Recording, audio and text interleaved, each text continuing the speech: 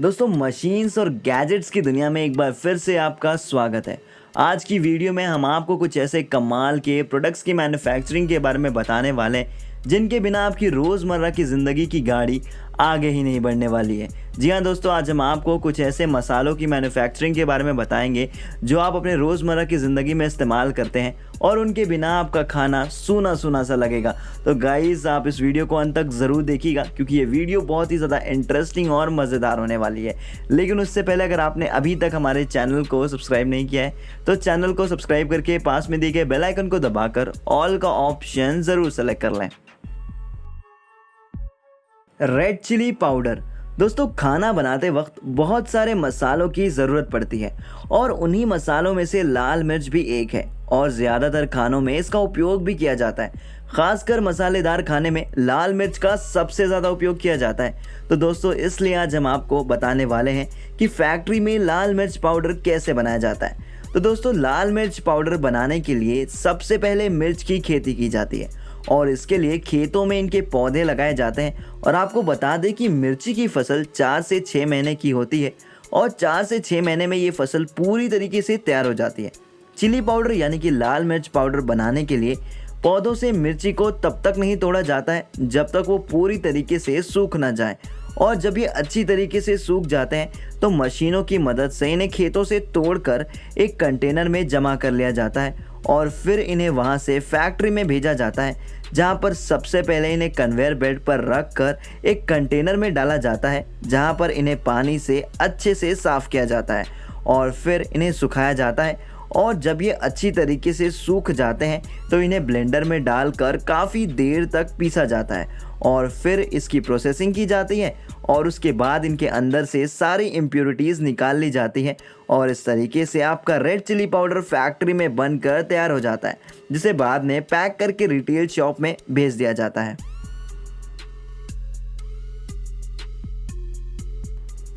Red chilli paste. दोस्तों, लाल मिर्च पाउडर का इस्तेमाल तो हम डेली करते हैं, मगर कई बार ऐसा होता है कि हमें पाउडर की नहीं बल्कि पेस्ट की ज़रूरत होती है और ऐसे में हमारे काम आता है रेड चिली पेस्ट। तो चलिए अब आपको बताते हैं कि फैक्ट्री में लाल मिर्च का पेस्ट या फिर आप कह सकते हैं कि सॉस कैसे बनाया जाता है।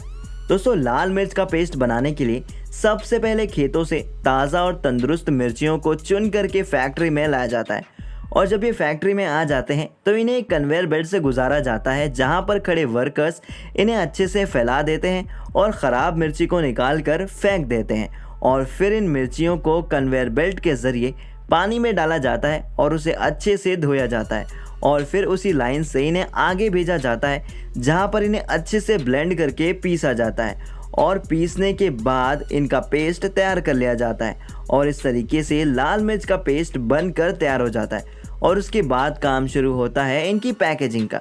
तो दोस्तों, आपको बता दें कि इनकी पैकेजिंग भी काफ़ी स्पेशल होती है क्योंकि इन्हें पैक करने के लिए स्पेशल अमेरिकन पैकिंग टेक्निक का इस्तेमाल किया जाता है और जब ये पैक हो जाते हैं तो इनके ऊपर ब्रांड्स अपना स्टिकर लगा देते हैं और फिर इन्हें बॉक्सेस में पैक करके रिटेल शॉप में बेचने के लिए भेज दिया जाता है।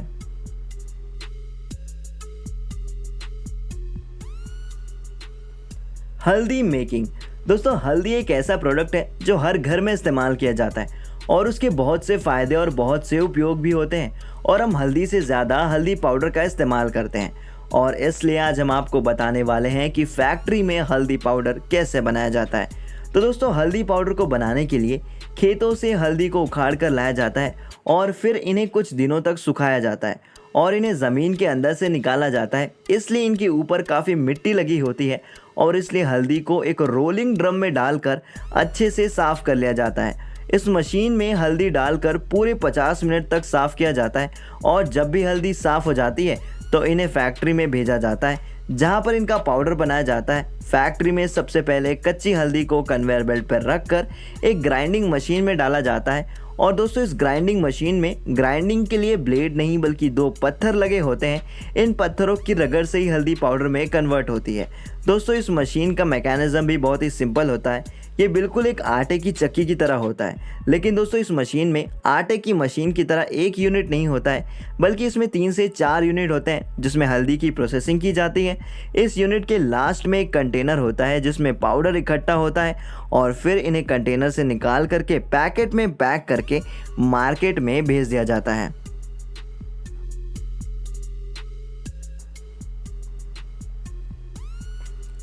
केसर मेकिंग।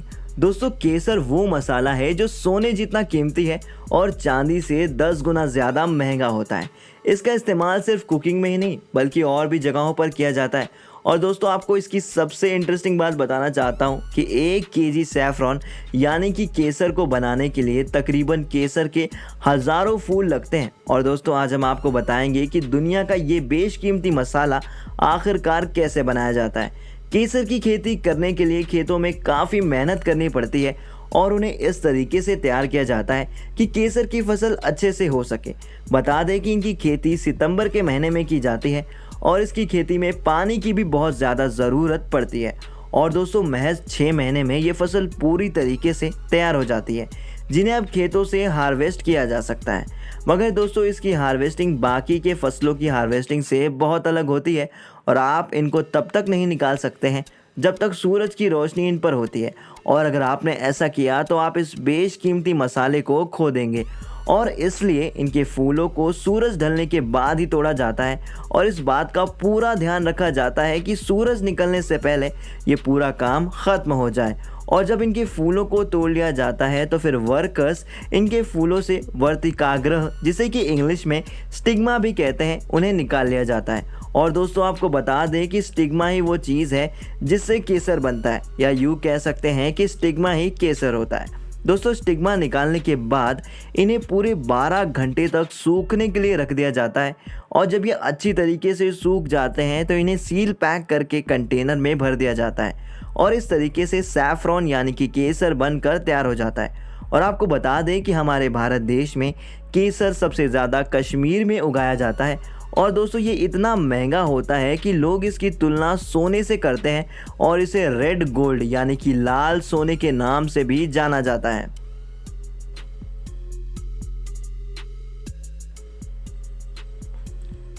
Soya chunks. दोस्तों हम सोया चंक्स का इस्तेमाल सब्जियों के अलावा और भी बहुत सी चीज़ों के साथ करते हैं और यह हमारे खाने का टेस्ट भी बढ़ा देते हैं और साथ ही इसमें मौजूद प्रोटीन्स हमारी सेहत के लिए बहुत ही ज़्यादा फ़ायदेमंद होते हैं। और इसलिए आज हम आपको बताएंगे कि फैक्ट्री में सोया चंक्स कैसे बनाए जाते हैं। तो दोस्तों सोया चंक्स को बनाने के लिए सबसे पहले सोयाबीन को खेतों से तोड़कर ट्रक में लोड करके फैक्ट्री में लाया जाता है और फिर फैक्ट्री में सबसे पहले सोयाबीन को छांटा जाता है और उसके बाद आगे स्टोरेज में भेजा जाता है, जहां से इन्हें प्रिपरेशन सेक्टर में लाया जाता है। यहां पर इन्हें अच्छे से साफ़ करके इनके अंदर की सारी इम्प्योरिटीज़ निकाल दी जाती है और फिर इन सोयाबीन्स को ट्रैकिंग और कंडीशनिंग के लिए आगे भेजा जाता है और इसके बाद इन्हें यहां से निकाल कर फ्लेकिंग के लिए भेजा जाता है। और जब फ्लेक्स तैयार हो जाते हैं तो इनमें से मील और तेल को अलग कर लिया जाता है। मील को मिलिंग सेक्शन में और तेल को ऑयल सेक्शन में भेज दिया जाता है। आपको बता दें कि सोया मील से सोयाबीन का आटा बनाया जाता है और फिर इस आटे को टीवीपी सेक्शन में भेजा जाता है, जहां पर K2 वेयिंगर मशीन की मदद से सोया चंक्स बनाई जाती है। और आपको बता दें कि सोया चंक्स बनाने वाली ये मशीन दुनिया की सबसे बेस्ट मशीन है। जब सोया चंक्स बनकर तैयार हो जाते हैं तो इन्हें आगे टेस्टिंग के लिए भेजा जाता है, जहां पर इनका क्वालिटी इंस्पेक्शन किया जाता है और उसके बाद इन्हें आगे पैकिंग के लिए पैकिंग सेक्शन में भेजा जाता है, जहां पर ऑटोमेटिक पैकिंग मशीन्स की मदद से इन्हें पैक कर लिया जाता है।